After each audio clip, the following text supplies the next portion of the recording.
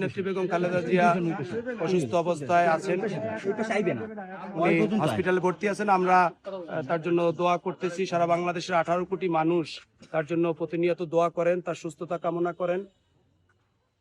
তারই বিভিন্ন পরিকল্পনার অংশ হিসাবে, কার্যক্রমের অংশ হিসাবে আমি আজকে উদ্যোগ নিয়েছি বাউফল পৌর শহরে 500 পরিবার যারা দুস্থ অসহায় গরিব আছেন তাদের মাঝে শীত বস্ত্র কম্বল বিতরণ করব। জনাব তারেক রহমান সাহেবের নির্দেশনা, আপনার মানুষের যে সেবা, জনগণের সেবাকে আমরা জনগণের দোরগোড়ায় পৌঁছে দিতে চাই, ঘরে ঘরে পৌঁছে দিতে চাই।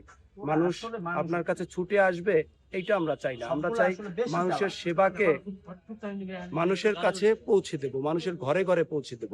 তারই প্রেক্ষিতে আমি সিদ্ধান্ত নিয়েছি 500 পরিবারের মাঝে 9টি ওয়ার্ড আমার পৌরসভায় প্রত্যেকের ঘরে ঘরে গিয়ে দিব। আজকে আনুষ্ঠানিক বলেন আর যেভাবে বলেন কার্যক্রম শুরু করলাম, কিছু মা বোনেদের দিলাম, পাশাপাশি আজকে থেকে আমার এই কার্যক্রম চলমান থাকবে।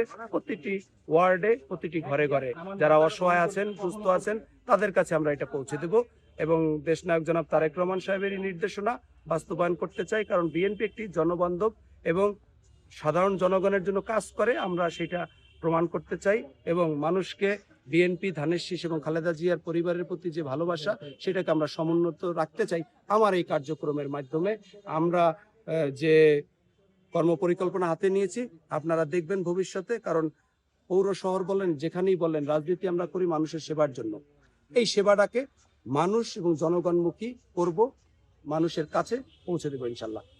ব্যতিক্রম কিনা জানি না, ব্যতিক্রম আপনাদের কাছে মনে হতে পারে, কিন্তু আমি জাস্ট ফিল করি আমার নেত্রী অসুস্থ, তিনি আমার রাজনৈতিক অভিভাবক।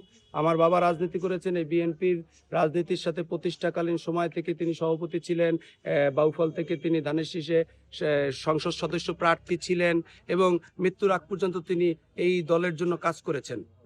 সেই অনুভূতি, উপলব্ধি থেকে, সেই রক্তের একটা টান, একটা সম্পর্ক থেকে খালেদা জিয়া, জিয়াউর রহমান, তারেক রহমান সাহেবের প্রতি একটা আন্তরিকতা, একটা ফিলটা ভিতর থেকে আসে।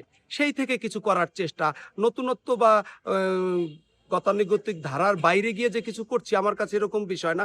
আমার কাছে মনে হচ্ছে আমি কিছু করব, সেটা ভিতর থেকে আসবে এবং সেই ভিতর থেকে আসলে যেন দেশনেত্রী খালেদা জিয়া শারীরিকভাবে যে অসুস্থতা আছে এটা সুস্থ হয়ে ফিরে আসতে পারেন, অন্তত মানুষ যাতে তার জন্য দোয়া করে। আমি এরকম কিছু চাই, নতুনত্ব কিনা আমি জানি না, কিন্তু এটা আমার ভিতর থেকে। আমি মানে আন্তরিকতা, আমার বাবা হলে কি করতাম, আমার মা হলে কি করতাম, আমি সেই ফিল থেকে করি।